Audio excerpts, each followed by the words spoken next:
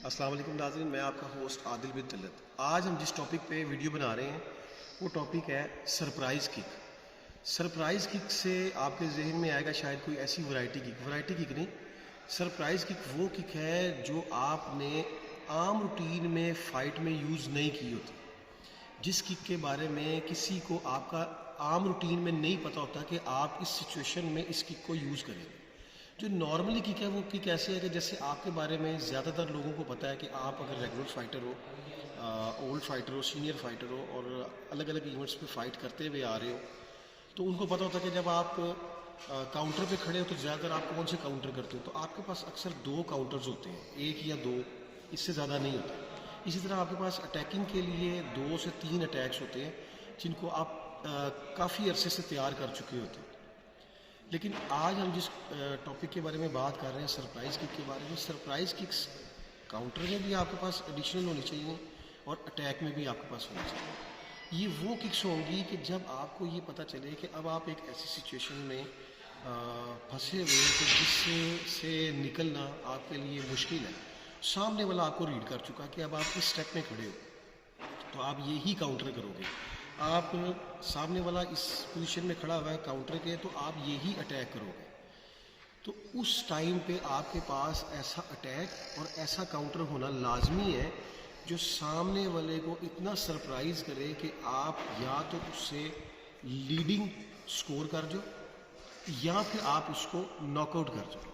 ये दोनों सिचुएशंस ही आपको आपकी फाइट में बचा सकती है। जैसे कि 2006-7 के बाद, बल्कि 2006 के बाद ज़्यादातर जो प्लेयर्स थे जो उस वक्त मेरे साथ खेल रहे थे, मेरे जो वेट में थे, उन लोगों ने मुझे रीड किया था।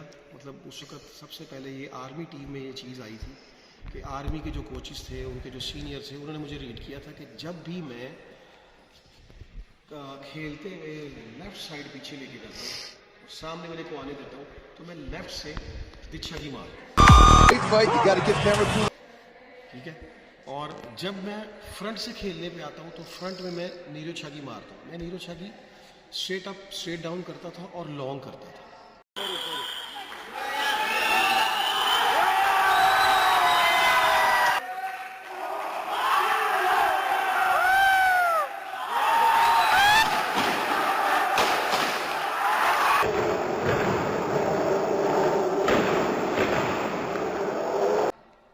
अच्छा, ये जो हमारे इधर आम रूटीन में हम किक के लिए नाम इस्तेमाल करते हैं, नीरो छागी या एक्स किक या ड्रॉप किक, इसमें और चिक में भी एक बहुत ज़्यादा टेक्निकल डिफरेंस है जो यहाँ पे हमारे प्लेयर्स, हमारे कोचेस इस्तेमाल नहीं करते और ना बताते। इस पर एक इंशाल्लाह अलग वीडियो बनाएंगे। लेकिन अभी जो मैं सरप्राइज़ की बात कर रहा हूँ, वो सरप्राइज़ ये है कि सबको पता है कि आप लेफ़्ट साइड से जब काउंटर करते हो तो ये किक करते हो, जब आप राइट साइड पीछे रखते हो तो आप काउंटर नहीं करते, आप तब अटैक में ही खेल रहे हो। तो आपने इस वीडियो को देखने के बाद कोशिश करनी है कि आप अपनी बॉडी में ये दो चीज़ों को चेंज करेंगे, एक अटैक को चेंज करेंगे, एक काउंटर को चेंज करेंगे। आज के बाद आपने 2 काउंटर और 2 अटैक ऐसे रेडी करने हैं। सिंगल शॉट मतलब सिंगल शॉट है कि आपने, अगर आप पहले दिच्छा की नहीं करते थे तो अब आप दिच्छा की करेंगे सिंगल शॉट के तौर पे कि आप सिंगल शॉट मारते हैं, ठीक है जी। अगर आप दिच्छा की करते हैं तो आपने स्पिन किक को अपना नया काउंटर बनाना। अगर आप अटैक में दुलियो छागी करते थे तो आपने अभी चिक को ऐड करना। लेकिन इनकी प्रैक्टिस कम से कम 6 महीने लगातार आपने काउंटर के लिए ही करनी है और अटैक के लिए करनी है। इस सिचुएशन में जाके आपने अपनी ट्रेनिंग को बनाना है। अब आपने इस ट्रेनिंग को अपने क्लब्स में करना है ज़्यादा से ज़्यादा और आम रूटीन में इसको करना है कम से कम। फाइट में इसको हर फाइट में जाके नहीं करना। उस फाइट में जाके आपने करना है जहाँ पे आपको ऐसे लगे कि अब सिचुएशन ऐसी है कि मैं रीड हो चुका हूँ। अब अगर मैंने यहाँ पे अपनी रिवायती किक की तो उस रिवायती किक की वजह से मेरा काउंटर हो जाएगा, मेरे काउंटर के जवाब में भी काउंटर हो जाएगा, या मेरे काउंटर को लेफ्ट किया जाएगा और मेरे पे अटैक हो जाएगा और मैं फाइट लूज कर सकता हूँ। ये डू एंड डाई की पोजीशन के बीच में आपने सरप्राइज करना। अगर आप ये चीज़ों को समझ जाते हैं, आप 2 अटैक और 2 काउंटर रेडी कर लेते हैं, तो मुझे उम्मीद है कि आप सामने वाले प्लेयर को सरप्राइज करेंगे। प्लेयर जिस वक्त सरप्राइज होना शुरू हो जाता है ना, आपका ओपोनेंट सरप्राइज होने लग जाता है, उसके पीछे जो उसकी टीम वर्क होती है, जो उसका मैनेजमेंट होती है, जो उसके कोच है या उसका मैनेजर है, जब वो लोग सरप्राइज होने लग जाते हैं तो आपकी जीत ज़्यादा मुमकिन हो जाती है, क्योंकि उसको पीछे खिलाने वाले, उसको सेकंड करने वाले भी सरप्राइज हो रहे हैं, क्योंकि उन सबके जहन में यही था कि इस पोजीशन में खड़ा हुआ प्लेयर, ये प्लेयर यही करता है, ये प्लेयर यही करता है। ठीक है जी। तो आपने अब कोशिश करनी है कि आपने सरप्राइज करना। अहमद अबू गोश ने सरप्राइज किया, जॉइंट्स को वो शेक करते हुए लेके आता था, किक करता था, तो आपको याद होगा ये चीज़ ऐसे वो करता था और इसी तरह करने में किक कर जाता था। उसने इसी तरह ओलंपिक्स जीती। ओलंपिक्स के बाद अब वो कहाँ पे है सरप्राइज, वो सरप्राइज पकड़े गए। ठीक है, क्योंकि वो सारा का सारा सरप्राइज उसने एक इवेंट में किया और सामने से किया। उसके बाद उसकी जगह पे अगर आप हादी सही को देखें, ओलंपिक चैंपियन है, ईरान के प्लेयर है, बहुत रिस्पेक्टेबल नाम है हमारी ताइक्वांडो में।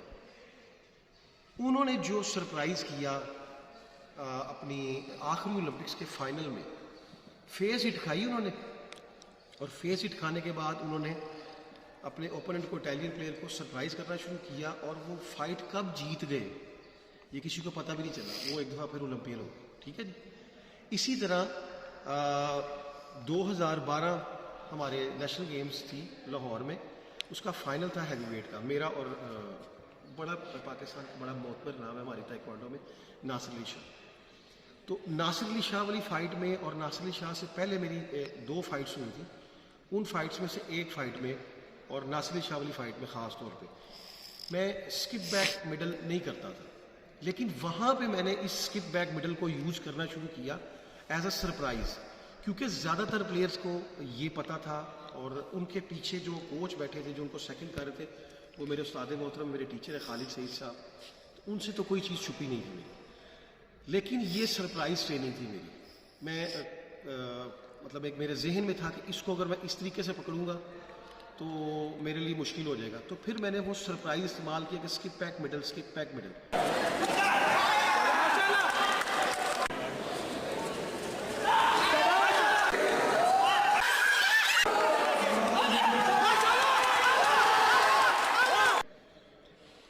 तीसरी जो चीज़ थी मेन, मैं साउथ एशिया में जब गया था तो साउथ एशिया में मैं भूटान के प्लेयर से फ़ाइट हार गया था। उस फाइट में मैं चिक के ज़रिए मैंने उसको सरप्राइज़ करने की कोशिश की थी, मेरे ओपोनेंट को, भूटान के प्लेयर को, लेकिन उसका जो सरप्राइज़ था वो मेरी यहाँ पे हिट हुआ था। मतलब अल्लाह ताला ने वो मेरी आँख बचाई तो वो डैमेज नहीं हुई, लेकिन मैं फ़ाइट हार गया था।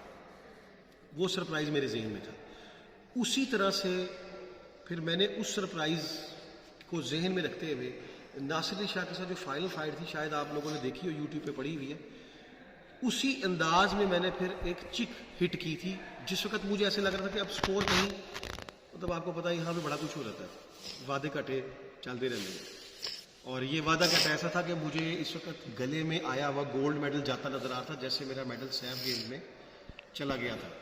ठीक है जी। तो यहाँ पे भी मेरे जहन में यही था कि कहीं इससे पहले कि कोई शरारती कोई फिल्म चला दे, तो फिल्म चलाने से बेहतर है कि मैं भी एक फिल्म चला दूँ। तो मैंने यहाँ पे एक सरप्राइज शॉट खेली थी, मैंने चिक उठाई और उनके फेस पे हिट की। वो फेस पे पूरी हिट नहीं हुई, लेकिन वो स्किट करती हुई उनको गुजर गई। I have to win.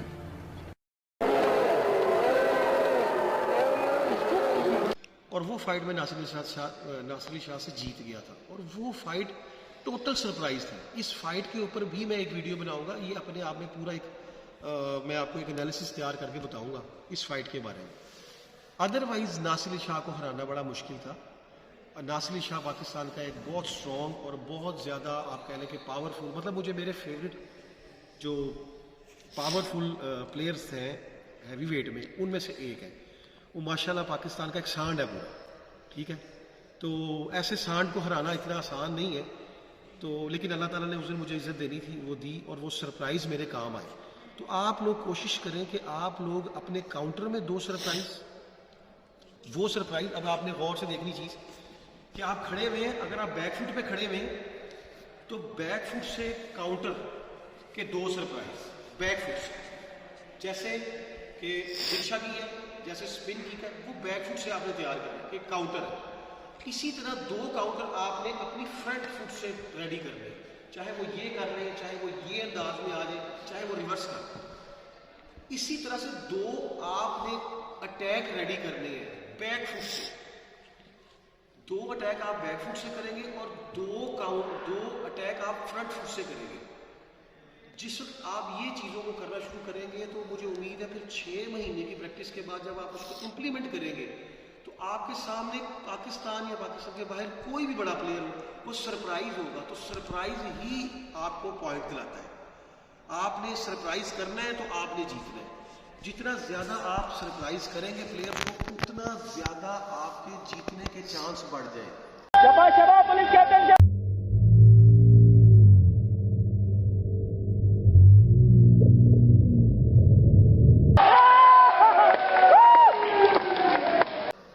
उम्मीद करता हूँ कि ये वीडियो आपको पसंद आएगी। मेरी लास्ट वीडियो को भी कुछ बड़े अच्छे दोस्तों ने जो ओब्लाइज किया है, और मैं कोशिश कर रहा हूँ कि अच्छी से अच्छी वीडियो बनाऊँ।